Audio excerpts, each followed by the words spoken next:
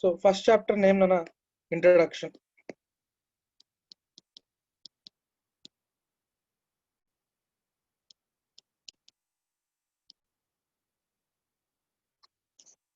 So ఇక్కడ అసలు first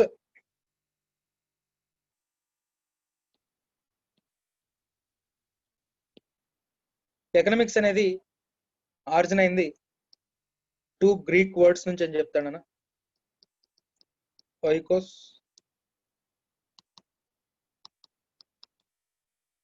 nemen, nothing but household management.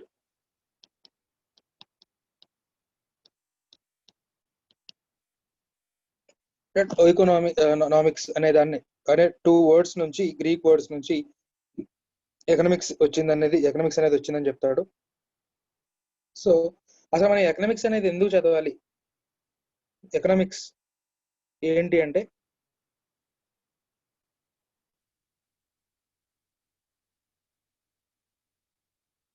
Human activities గురించి వస్తుంది అంటున్నా.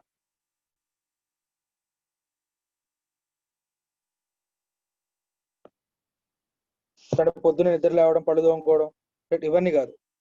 దేనికోసం? Bread earning, money.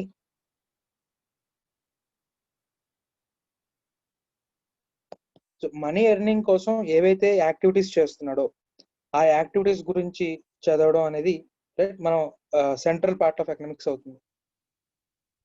Right. So money, human activity, చాలా యాక్టివిటీస్ ఉన్నాయి. రైట్. రిలీజియస్ యాక్టివిటీస్ ఉంటాయి, లైక్ పర్సనల్ హాబీస్ ఉంటాయి. అవన్నీ చదవట్లేదు మనం ఇక్కడ. రైట్. ఎకనామిక్స్ అనేది only economic part of man, అంటే మనీ ఎర్నింగ్ కోసం హ్యూమన్ ఏ యాక్టివిటీస్ అయితే చేస్తున్నాడో రైట్ వాటిని ఇక్కడ మనం ఎకనామిక్స్ లో చదువుతాం. అయితే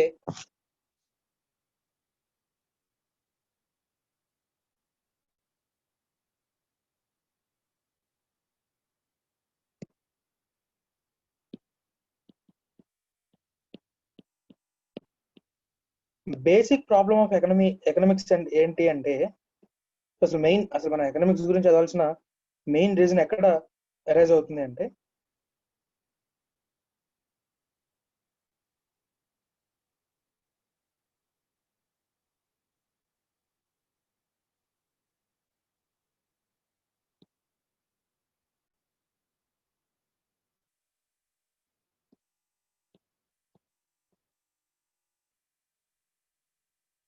మన హ్యూమన్ వాంట్స్ లిమిటెడా అన్లిమిటెడా?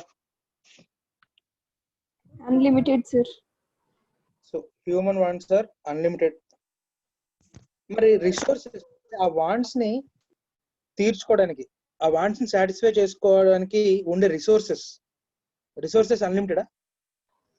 Limited sir. Limited sir. Resources are limited. ఇక్కడ ఎకనామిక్స్ లో మనం వాంట్స్ నేమో ఎండ్స్ అంటాం. Economic terms for wants is ends, economic term for resources is means. So problem ఎక్కడ రైజ్ అవుతుంది అంటే ends are unlimited, means to satisfy that ends are limited. So అందువల్ల problem arise అవుతుంది. So ఈ means ని ఎలా use చేసుకోవాలి, ఎవరి కోసం యూజ్ చేయాలి, రైట్? సో ఒక థియరీ ఉండాలి ఈ మీన్స్ ని యూజ్ చేసుకోవడానికి, రైట్? సో దాన్ని చెప్పేదే మనకి ఇక్కడ ఎకనామిక్స్, రైట్? సో ఇక్కడ డిఫరెంట్ ఎకనామిస్టులు డిఫరెంట్ డెఫినేషన్స్ ఇచ్చారు నాన్న, రైట్? ఎకనామిక్స్ ఎలా ఉండాలి ఏంటి అనేది డిఫరెంట్ ఎకనామిస్ట్స్ డిఫరెంట్ డెఫినేషన్స్ ఇచ్చారు.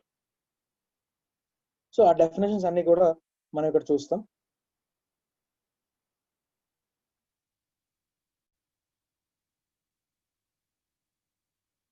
వన్ మినిట్ నాన్న.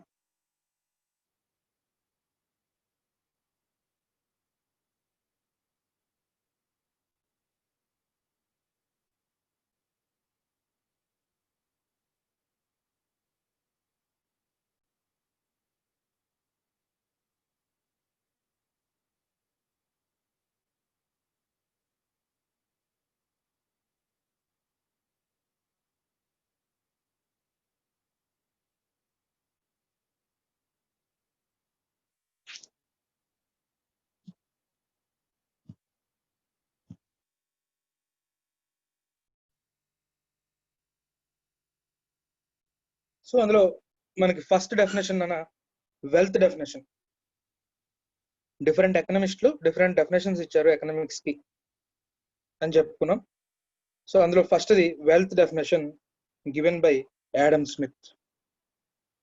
Right, wealth definition given by Adam Smith and it is supported by J.B. Say, J.S. Mill, Walker and others. Right, wealth definition ni చెప్పింది Adam Smith, దీన్ని support చేసింది J.B. Say and J.S. Mill, Walker and others. So ఈయన ఏం చెప్తున్నాడు wealth definition లో? So Adam Smith was the first person to give precise definition of economics and separate this study from other social sciences. Right, okay, economics కి ఒక body ఇచ్చింది Adam Smith నాన్న. So అందుకే Adam Smith is considered as father of economics. So ఈయన ఈ economics definition ని అతను రాసిన బుక్ వెల్త్ ఆఫ్ నేషన్స్, అంటే బుక్ పేరు షార్ట్ గా వెల్త్ ఆఫ్ నేషన్స్ నాన్న, పూర్తి పేరు ఇప్పుడు చూస్తాం. సో వెల్త్ ఆఫ్ నేషన్స్ అనే ఆయన బుక్ లో డిఫైన్ చేశారు. ఆ బుక్ పూర్తి పేరు an inquiry into nature and causes of wealth of nations. Right, an inquiry into the nature and causes of wealth of nations. Right, ఒక నేషన్ యొక్క wealth కి, వెల్త్ అంటే ఏంటి, ఆ వెల్త్ ఎలా సంపాదించవచ్చు అని అర్థం నాన్న ఈ బుక్ కి. సో అంటే ఈయన ఏమని చెప్పాడు అంటే, ఏదైనా నేషన్ కి ఉన్న ప్రాబ్లమ్స్ ఏవైతే ఉన్నాయో అవి గనక తీరాలి అంటే వెల్త్ ఒక్కటే మార్గం. రైట్, వెల్త్ సంపాదించడం ఒక్కటే మార్గం. సో అంటే economics is all about wealth, ఈయన చెప్పింది అది, అందుకే దీన్ని వెల్త్ డెఫినేషన్ అన్నారు. Right, economics is all about wealth. Right, ఒక కంట్రీ ఎంత వెల్త్ సంపాదిస్తే రైట్ అది ఆ ప్రాబ్లం అంత ప్రాబ్లం లేకుండా ఉంటుంది. రైట్, ఆ వెల్త్ అనేది సంపాదించడం ఎలా అండ్ ఆ వెల్త్ ఎలా ఉండాలనేది మాత్రమే చెప్పాడు. ఆ వెల్త్ ని ఎలా డిస్ట్రిబ్యూట్ చేయాలి, రైట్, లేదా ఎలాంటి వెల్త్ సంపాదించాలి, ఏ ఏ పనుల ద్వారా వెల్త్ సంపాదించాలి అనేది ఏమీ చెప్పలేదు. వెల్త్ సంపాదించు, డబ్బులు సంపాదించు అంతే. రైట్, నువ్వు డ్రగ్స్ అమ్ముతావా లేకపోతే స్మగ్లింగ్ చేస్తావా, ఏదైనా చేయి, డబ్బులు సంపాదించు అంటున్నాడు. రైట్, సో అందుకే దీన్ని క్రిటిసైజ్ చేస్తూ డెఫినేషన్, దీన్ని చాలా మంది క్రిటిసైజ్ చేశారు. రైట్, సో క్రిటిసిజం తర్వాత చూద్దాము. సో డెఫినేషన్ కనుక చూస్తే an inquiry into nature and causes of wealth of nations. Right, so JB Say దాన్ని సపోర్ట్ చేస్తూ ఆయన చెప్పిన డెఫినేషన్ ఏంటంటే, the aim of political economy is to show the way in which wealth is produced, distributed and consumed. So okay, ఈయన కొంచెం Adam Smith దానికి ఇంకొంచెం add చేసి వెల్త్ సంపాదించడం మాత్రమే కాదు, అది ఎలా డిస్ట్రిబ్యూట్ చేయబడుతుంది అండ్ ఎలా కన్జ్యూమ్ చేయబడుతుంది అనేది కూడా ఎకనామిక్స్ చెప్పాలి అనేది జేబీసీ చెప్తున్నాడు. రైట్, మొత్తానికి ఆయన కూడా వెల్త్ నే ఎక్కువ ఎంఫసిస్ చేశాడు. రైట్, నెక్స్ట్ ఒకసారి ఫీచర్స్ ఆఫ్ వెల్త్ డెఫినేషన్ కనుక చూసినట్లయితే, acquisition of wealth is considered as the main objective of human activity. అంటే ప్రాబ్లమ్స్ ఏవైతే ఉన్నాయో ఆ ప్రాబ్లమ్స్ సాల్వ్ చేసుకోవడానికి ఏం చేయాలన్నా వెల్త్ ని అక్వైర్ చేయాలి. సో హ్యూమన్ యాక్టివిటీ యొక్క మెయిన్ ఎయిమ్ ఏంటి? Acquisition of wealth. ఇక్కడ వెల్త్ మీన్స్ మెటీరియల్ థింగ్స్ నాన్న. రైట్, ఇది బాగా గుర్తుపెట్టుకోండి, మెయిన్ క్రిటిసిజం కి మెయిన్ పాయింట్ ఇదే. రైట్, సో వెల్త్ అనేది material things like car, house, land. Right, ఇలా మెటీరియల్ థింగ్స్, ఎంత మెటీరియలిస్టిక్ అన్నమాట. అంటే ఏవైతే గూడ్స్ ఏవైతే ఉన్నాయో, లేదా ఈ ల్యాండ్ కానీ బిల్డింగ్స్ కానీ రైట్ కార్స్ కానీ ఇలాంటివి ఏవైతే ఉన్నాయో అవి మాత్రమే వెల్త్ గా ట్రీట్ చేయబడుతుంది. రైట్, సో మరి నాకు ఒక నాలెడ్జ్, నాకు ఒక పేటెంట్ ఉంది, నాకు ఒక నాలెడ్జ్ ఉంది అంటే ఒక పర్టికులర్ ఒక చిన్న సాఫ్ట్వేర్ తయారు చేశాను, ఆ సాఫ్ట్వేర్ పేటెంట్ తీసుకున్నాను. రైట్, సో ఇప్పుడు అది నా నాలెడ్జ్ లో ఉంది, నా బ్రెయిన్ లో ఉంది, నేను దాన్ని ఉపయోగించి డబ్బులు సంపాదిస్తున్నాను. రైట్, లేదా సో ఇప్పుడు నేను టీచింగ్ చేస్తున్నాను, టీచింగ్ ద్వారా డబ్బులు సంపాదిస్తున్నాను. ఇప్పుడు నా బ్రెయిన్ లో ఉంది అది. రైట్, సే ల్యాండ్ ఉందనుకోండి, ల్యాండ్ కౌలుకి ఇచ్చి డబ్బులు సంపాదించడం బిల్డింగ్ రెంట్కి ఇచ్చి డబ్బులు సంపాదించడం. అలాగే నా నాలెడ్జ్ ని యూజ్ చేసి నేను డబ్బులు సంపాదిస్తున్నాను. సో మరి ఆ నాలెడ్జ్ సంగతి ఏంటి? ఇక్కడ ఓన్లీ మెటీరియల్ థింగ్స్ గురించే చెప్పారు. డాక్టర్ ఉన్నాడు, డాక్టర్ తన నాలెడ్జ్ ని యూజ్ చేసి నువ్వేదో సిమ్టమ్ చెప్పావు, తన నాలెడ్జ్ ని యూజ్ చేసి నీకు ఒక చిన్న మందు చెప్తున్నాడు, ఆ మందు వేసుకుంటే నీకు జ్వరం తగ్గిపోయింది. రైట్, మరి ఆ నాలెడ్జ్ కూడా వాల్యూ ఉంది కదా, ఆ వాల్యూ కన్సిడర్ చేయట్లా. Right, wealth means only material things అంట, అంతే. రైట్, సో ఈయన చెప్పింది అది, కానీ దీన్ని క్రిటిసైజ్ చేస్తూ కింద ఉన్నాయి. So wealth means only material things అనేది చెప్తున్నాడు ఈయన. Next, human beings are guided by self interest whose objective is to accumulate more and more wealth. Right, human beings self interest, selfish, right, more and more wealth build చేయడంలోనే right involve అయి ఉంటారు అని చెప్తున్నాడు ఈయన. So these are the main features. అంటే nothing but ఈ definition ఏదైతే ఉందో ఆ డెఫినేషన్ మనం బ్రేక్ చేస్తే రైట్ ఈ 3 ఫీచర్స్ మనం ఐడెంటిఫై చేయొచ్చు. సో ఈ డెఫినేషన్ క్రిటిసైజ్ చేస్తూ రైట్ చేసిన వాళ్ళు చూస్తేనన్నా ఇది డి కొట్టేసేయండి. కార్లిల్డ్ కాదు, ఈ డి కొట్టేయండి, తప్పు. Economists like Carlyle and Ruskin pointed out that economics must discuss ordinary man's activities, so they called it as decimal science. అంటే narrow, వీళ్ళు ఏమని చెప్తున్నారంటే వెల్త్ డెఫినేషన్ అనేది నారో, ఓన్లీ ఎకనామిక్ యాక్టివిటీస్ కి మాత్రమే రెస్ట్రిక్ట్ అయింది.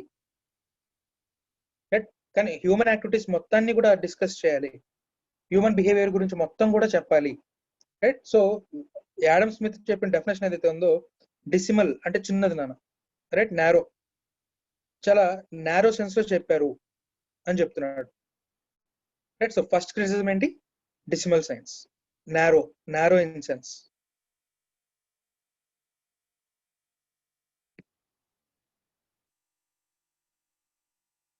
narrow in sense, right? Next, Adam Smith definition only material things ni maatrame lekkaloki teeskundi, right? Services like doctors kani, teachers kani, right, ilanti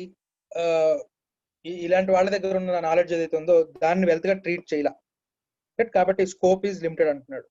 but only material things మాత్రమే consider చేస్తుంది. Non material things like knowledge, లేకపోతే teachers, doctors, software ఇలాంటివి consider చేయాల service sector. Right, so అదొక main criticism.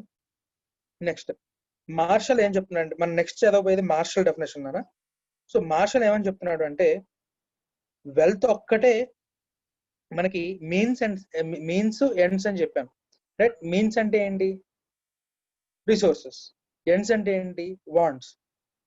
ఆ ends ని తీర్చుకోవడానికి, ఆ ఎండ్స్ ని సాటిస్ఫై చేయడానికి మీన్స్ అవసరం. కానీ రైట్, ఇక్కడ వెల్త్ డెఫినేషన్ లో ఏం చెప్తున్నాడు? మనీ సంపాదించడం అనేది కోరిక అంటే ఇక్కడ మళ్ళీ మనకి ఏంటి? Ends. Right, so Marshall point out that wealth is only means to an end. అంటే వాంట్ని సాటిస్ఫై చేయడానికి వెల్త్ అనేది ఒక టూల్. కానీ ఇక్కడ యాడమ్ స్మిత్ ఏం చెప్తున్నాడు? మనీ సంపాదించడం అంటే వెల్త్ అనేది నీకు ఎండ్ అయిపోయింది. రైట్, వెల్త్ అనేది దేనికోసం? ఎండ్ ని సాటిస్ఫై చేయడానికి ఒక టూల్ అది. కానీ యాడమ్ స్మిత్ ఏం చెప్తున్నాడు? వెల్త్ సంపాదించడం మాత్రమే నీ యొక్క ఎయిమ్ అని చెప్తున్నాడు. అంటే వెల్త్ ఎండ్ అయిపోయింది ఇక్కడ. Right, so Marshall point out wealth is only a means to an end but not an end itself. Right, so ఇది మార్షల్ ఈ విధంగా క్రిటిసైజ్ చేస్తాడు. Next criticism, this definition concentrated mainly on the production side and neglected distribution side. Distributed కాదా, distribution side, BUTION, right? Neglected distribution side. అంటే wealth ని ఎలా distribute చేయాలి, ఏ విధంగా డిస్ట్రిబ్యూట్ చేయాలి అనేది చెప్పలేదు అనేది ఇక్కడ క్రిటిసిజం.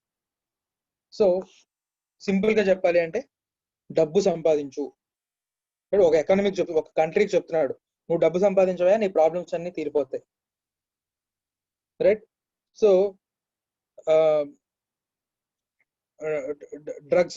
డ్రగ్స్ ప్రొడ్యూస్ చేసి వేరే కంట్రీస్ స్మగుల్ చేసి బోల్డ్ అంత డబ్బు వస్తుంది. డబ్బు వచ్చింది కదా, ఏ విధంగా వస్తే నీకే? సో అది అనెథికల్. ఆ అనెథికల్ వీటి గురించి చెప్పట్లే, డబ్బు సంపాదించని మాత్రమే చెప్తున్నారు. సో దాన్ని పట్టుకొని క్రిటిసైజ్ చేస్తున్నారు. ఇక్కడ వెల్త్ అంటే ఎంతసేపు మెటీరియల్ వెల్త్, రైట్? అంటే నీకు కంటికి కనపడే వెల్త్ ఏదైతే ఉందో అది మాత్రమే ట్రీట్ చేస్తున్నాడు, right? Knowledge of teachers, doctors ఇలాంటివి ఏవి కూడా వెల్త్ గా ట్రీట్ చేయట్లేదు. So these are some criticism on wealth definition, right? So ఇక్కడ మనకు ఒక 10 మార్క్స్ క్వశ్చన్ అయింది నాన్న. నెక్స్ట్, సో మరి వెల్త్ డెఫినేషన్ ని క్రిటిసైజ్ చేశారు, బానే ఉంది. మరి నువ్వు బెటర్ డెఫినేషన్ చెప్పు. సో మార్షల్ ఇక్కడ క్రిటిసైజ్ చేశాడు కదా, సో మార్షల్ బెటర్ డెఫినేషన్ తో వచ్చాడు నాన్న.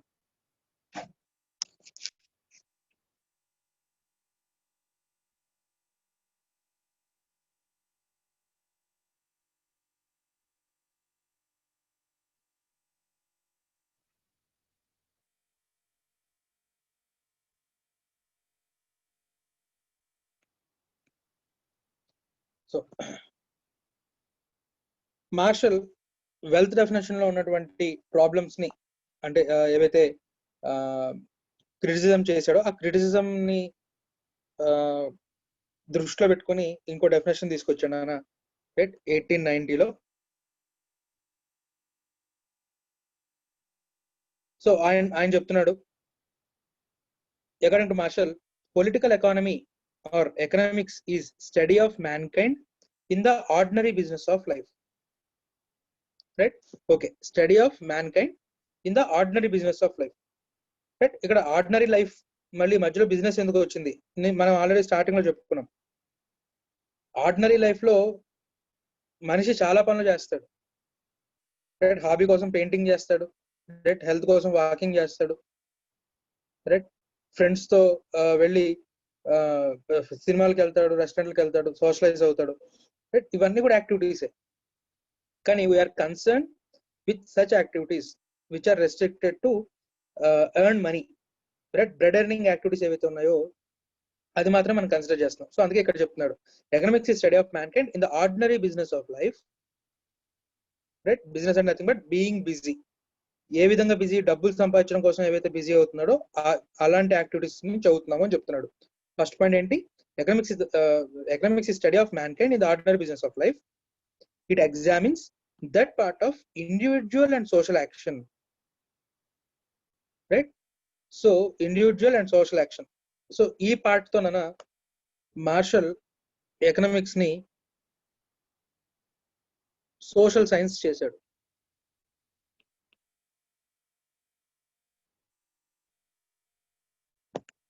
So it examines that part of individual and social action. అంటే ఇండివిజువల్ హ్యూమన్ ని అలాగే సొసైటీ ఎలా రియాక్ట్ అవుతుంది దేనికోసం. So it examines that part of individual and social action which is most closely connected with the attainment and with the use of material requisites, right? మళ్ళీ ఇక్కడ చెప్తున్నాడు material requisites. ఈయన కూడా మళ్ళీ మెటీరియల్ రిక్విజిట్సే. మెటీరియల్ అంటే ఏంటి? కంటికి కనపడేవి, రైట్? సో మెటీరియల్ రిక్విజిట్స్ ని ఎలా సంపాదించాలి, attainment, right? It is closely connected with the attainment of material requisites and use of material requisites, right?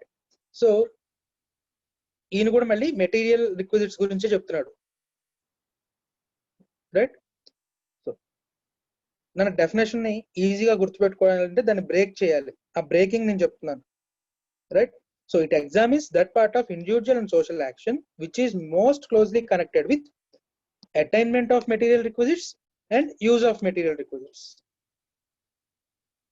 right? So connected with attainment and with the use of material requisites. So ఈ material requisites ని use చేసి ఏం చేస్తున్నాడు? ఇక్కడ material requisites అంటే nothing but money అనుకోండి కాసేపు, right? Wealth అనుకోండి. సో ఈ వెల్త్ ని యూజ్ చేసి ఏం చేస్తున్నారంట? Well being, right? Material requisites of well being. ఆ మెటీరియల్ రిక్విజిట్స్ ని యూజ్ చేసి వెల్ బీయింగ్ నే మనం వెల్ఫేర్ అని కూడా అనొచ్చు. అందుకే ఇది వెల్ఫేర్ డెఫినేషన్ అయింది. డబ్బు సంపాదిస్తున్నాడంట, ఆ డబ్బుని ఎలా యూజ్ చేస్తున్నాడంట? వెల్ఫేర్ కోసం యూజ్ చేస్తున్నాడంట, వెల్ బీయింగ్ కోసం యూజ్ చేస్తున్నాడంట, రైట్? కాబట్టి the economics is one side A study of wealth, అంటే మెటీరియల్ రిక్విజిట్స్ ని ఎలా సంపాదించాలి, and other and more important side of a part of study of man. So money and study of man అంటే man ఆ డబ్బులు దేనికోసం use చేస్తాడన్నా welfare కోసం యూజ్ చేస్తాడు. రైట్, సో ఇది ఈయన డెఫినేషన్. రైట్, మళ్ళీ ఇంకోసారి డెఫినేషన్ చూస్తే according to Marshall, political economy or economics is study of mankind in the ordinary business of life. It examines that part of individual and social action which is most closely connected with the attainment and with the use of material requisites of well-being. Right? Thus, economics is study on one side, a study of wealth, and on the other and more important side, the part of study of man. Right? So, Edwin Kennan తర్వాత పిగు కూడా almost all మనకు అలాంటి definition ఇస్తున్నారు. So Edwin Canon ఏం చెప్తున్నాడు support చేస్తూ welfare definition ని? The aim of political economy is to explain the general causes on which the material welfare of human beings depends. Right? So, material welfare దేని మీద అయితే depend అయిందో దాన్ని ఎలా సాధించాలి అనేది ఎకనామిక్స్ డీల్ చేయాలని చెప్పి ఎడ్విన్ కెనాన్ చెప్తున్నాడు. సో అలా పిగు కనుక చూస్తే మనీతో మెజర్ చేయగలిగిన వెల్ బీయింగ్ ఏదైతే ఉందో, రైట్, అది మనకు ఎకనామిక్స్ లో చదువుతాము అని చెప్తాడు. Measuring rod of money. Right? The range of inquiry becomes restricted to that part of social welfare that can be brought directly or indirectly into relation with the measuring rod of money. Right? So, మన economic study దేంతో restrict అవుతుంది అంటే దేన్నైతే మనం మనీలో measure చేయగలము. Supraja video of చేయనా?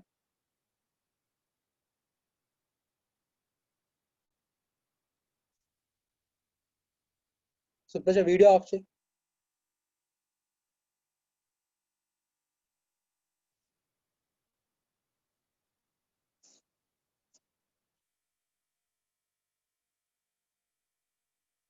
So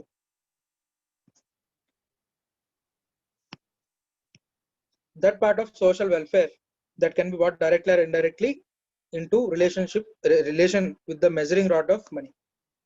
Right? So మనీలో మెజర్ చేయగలిగిన వెల్ఫేర్ యాక్టివిటీస్ ఏవైతే ఉన్నాయో వాటన్నిటిని మన ఎకనామిక్స్ లో చదవచ్చు, మిగతా ఏవి అవసరం లేదని చెప్తున్నారు. రైట్, సో ఫీచర్స్ కనుక చూసినట్లయితే economics social science, economics is a social science అని చెప్తున్నాడు. So individual and social action. So economics is a social science considered with man's ordinary business of life. So welfare definition లో Marshall చెప్తుంది ఏంటి అంటే economics అనేది social science అని చెప్తున్నాడు. దీన్ని క్రిటిసైజ్ చేస్తూ నెక్స్ట్ డెఫినేషన్ వస్తుంది, సోషల్ సైన్స్ కాదు హ్యూమన్ సైన్స్ అని చెప్తాడు. సో ఇక్కడ ఫీచర్ ప్రకారం వెల్ఫేర్ డెఫినేషన్ ఏం చెప్తున్నాడు, ఎకనామిక్స్ అనేది సోషల్ సైన్స్ గా చూస్తున్నాడు. Next, economics studies only economic aspects of human life and it has no concern with the social, political and religious aspects of human life. Right, so ఇక్కడ మనం only economic activities గురించి చూస్తున్నాము. Right, ఇది మనం first definition లో కూడా చెప్పుకున్నాం. Right, only just మనకి మనీ ఎర్నింగ్ కోసం ఏవైతే యాక్టివిటీస్ ఉన్నాయో వాటిని మాత్రమే కన్సిడర్ చేస్తాం. రైట్, ఈ సోషల్, పొలిటికల్, రిలీజియస్ ఆస్పెక్ట్స్ వీటి ద్వారా వాడికి వచ్చే సాటిస్ఫాక్షన్ వాటి గురించి మనం మాట్లాడుకోవట్లా. రైట్, నెక్స్ట్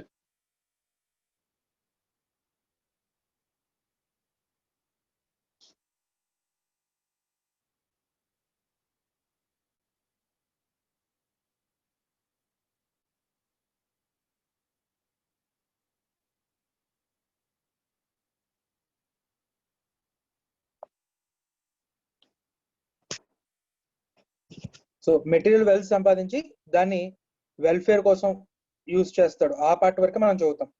రైట్, వెల్త్ ఎలా సంపాదిస్తున్నాడు, దాన్ని వెల్ఫేర్ కోసం ఎలా ఖర్చు పెడుతున్నాడు అనే దాంతో మనం రెస్ట్రిక్ట్ అయిపోతాం. Right, next feature, according to Marshall, the activities which contribute to material welfare are considered as economic activities.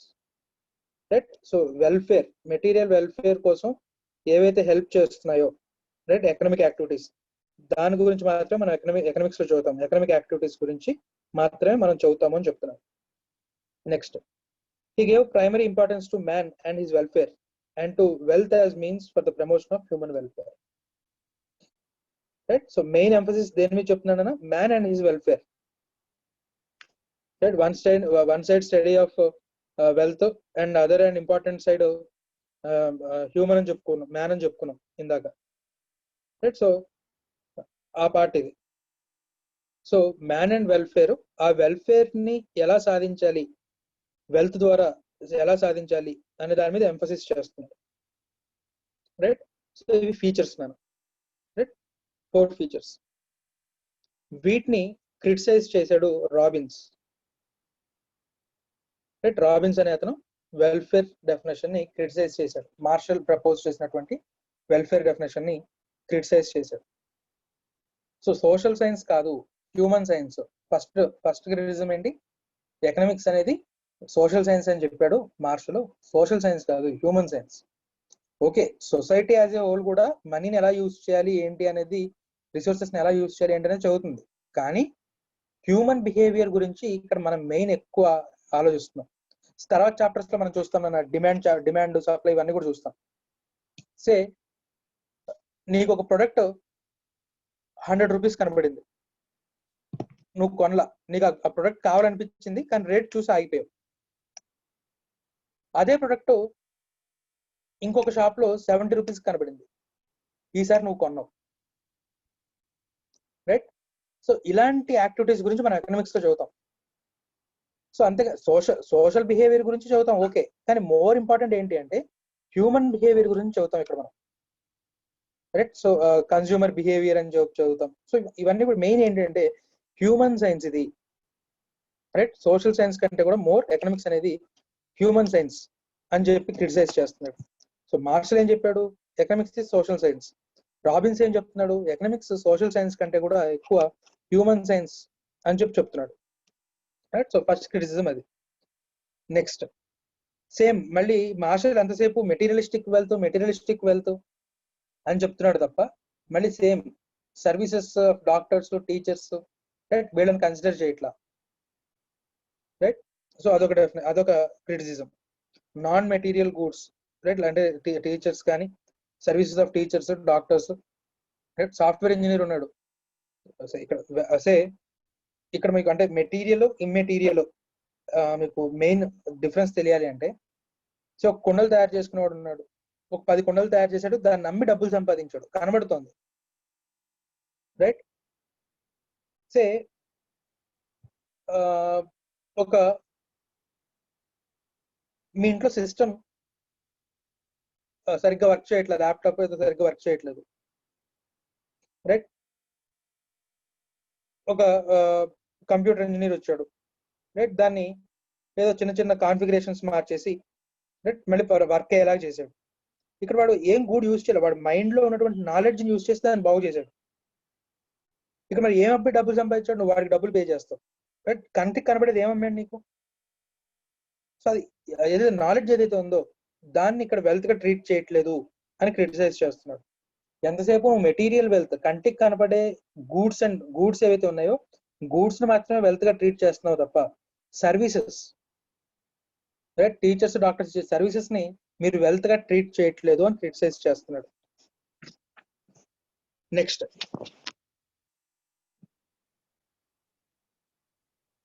Welfare ని మెజర్ చేయడం. నువ్వేం చెప్తున్నావు, మెజరింగ్ రాడ్ ఆఫ్ మనీ అంటే ఏదైతే నువ్వు మనీలో మెజర్ చేయగలవో దాన్ని మాత్రమే ఇక్కడ చదువుదామని చెప్తున్నావు. సరే, బానే ఉంది.